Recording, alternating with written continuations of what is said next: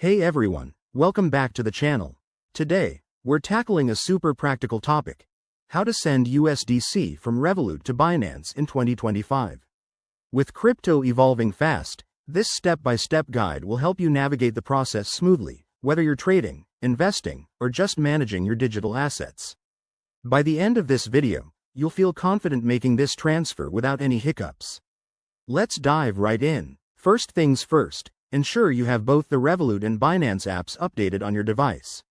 Start by opening Revolut and logging into your account. Head over to the Crypto tab, where you'll see your USDC balance.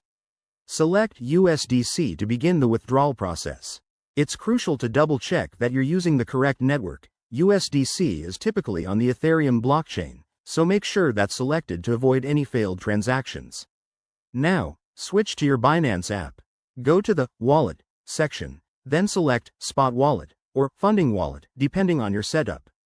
Find your USDC wallet address by searching for USDC in the deposit options. Copy this address carefully. It's a long string, so no typos allowed.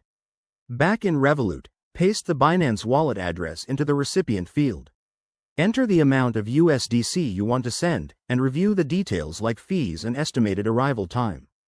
Blockchain fees can vary, so keep an eye on those to avoid surprises. Once everything looks good, hit Confirm to initiate the transfer. You'll get a confirmation notification, and the USDC should appear in your Binance wallet within a few minutes, depending on network congestion. A quick tip: always verify the wallet address to prevent sending funds to the wrong place. That could mean losing your money forever. Also, in 2025, regulations might have changed, so stay updated with app notifications. There you have it, you've just sent USDC from Revolut to Binance like a pro. If this helped you out, hit that like button, subscribe for more crypto tutorials, and drop your questions in the comments. Thanks for watching, and I'll see you in the next video.